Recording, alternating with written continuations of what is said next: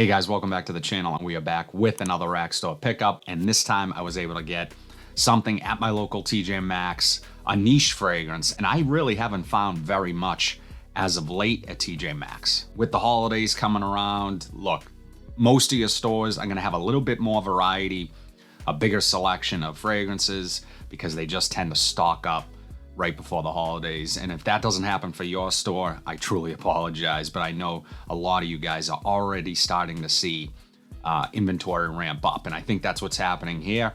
And what happened with today's pickup, again, TJ Maxx niche fragrance scent we are talking about is Mancera Coco Vanille.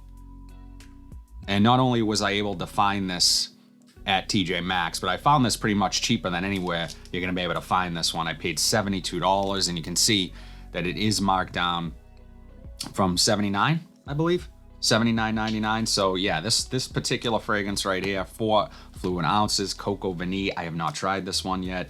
I look forward to trying it, as I always do. I'm gonna get it on skin, walk you guys through the notes, and ultimately let you guys know if Coco Vanille from Mancera is actually any good. Let's get into it. So like other Manceras, this is no different. You get this kind of cool little tote bag for it, which I don't really know how practical this thing is. It's not like you're going to be carrying around the bottle. I guess if you travel with a bottle, this is kind of a convenient little thing to pop it into.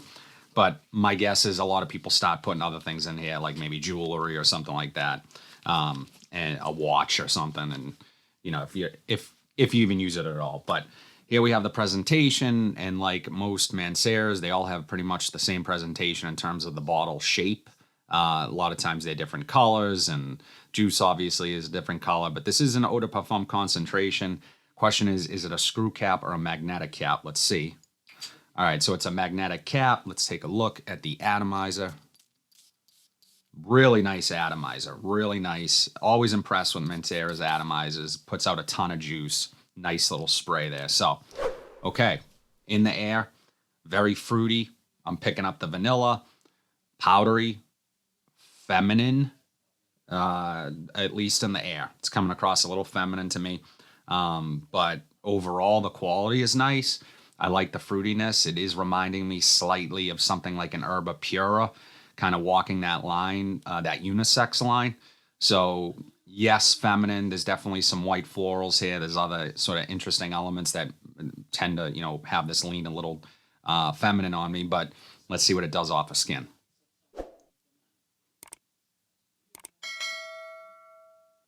So yeah, it's woody, definitely floral. Definitely picking up a ton of florals. I don't know if rose is the floral that I'm picking up. And I am picking up cocoa, kind of this powdery chocolatiness that I really like. I think it's unique. Look, Mancera, they're kind of an entry-level niche house. You can typically get their fragrances for under $100. $72 is a really good price for this. And I think right now, the quality's there. The uniqueness is there, just on knee-jerk reaction, initial first impressions. I'm liking it so far. This is not something that I personally would wear, though. If I'm just being upfront, my immediate reaction is that this does lean a little too feminine for me, but I'm enjoying it. This is ideally something I would give as a gift to my wife, to my mom, sister. I think they would love this fragrance. So again, you're getting really high quality, entry-level niche, and chances are if you're gift buying and you're in the store right now looking for gifts to buy for someone in your family, this is gonna really kind of maybe impress them. You're being thoughtful about buying a fragrance, and this is something different. This is not a brand that everyone knows about. Mancera is definitely, if you're into fragrances, you know them. But if you're just the average consumer who kind of just typically buys fragrances at the mall, there's a good chance that you've never heard of Mancera before. So yeah, personally, I've been impressed with pretty much every Mancera that I've tried. So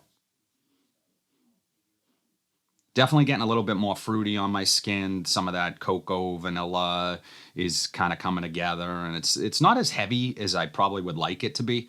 I'm picking up more of the florals and the fruitiness as well. Let's take a look at the notes really quick. So the notes for Coco Vanille from Mancera, top notes are coconut and white peach. Mid notes are tiara flower, ylang ylang, and jasmine.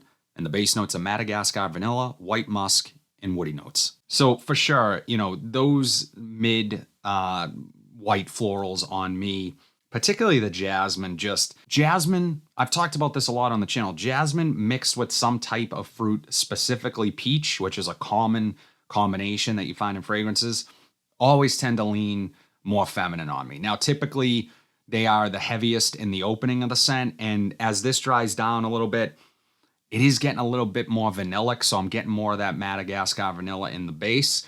And then the coconut, I couldn't quite pick it out as coconut, but again, the fruitiness, the slight powderiness I was picking up, they have sometimes leaned that way for me. Coconut is hard to get right, and it can really vary. It sometimes can be a pulpy, fruity, real authentic smelling coconut. Other times it can be a little bit bitter, maybe even on the sweeter side, and even powdery. So overall, guys, again, Coco Vanille, although I think it's a fantastic fragrance, I think that a lot of women specifically would really enjoy this fragrance. It just leans a little too feminine for my personal taste, but some of you guys might like this. If you're a fan of Herba Pura or even Sicily from Mancera, you're probably gonna like Coco Vanille. So I think in terms of where and when to wear this, it's pretty versatile from that perspective. I think it would work in the warmer months as well in the cooler months.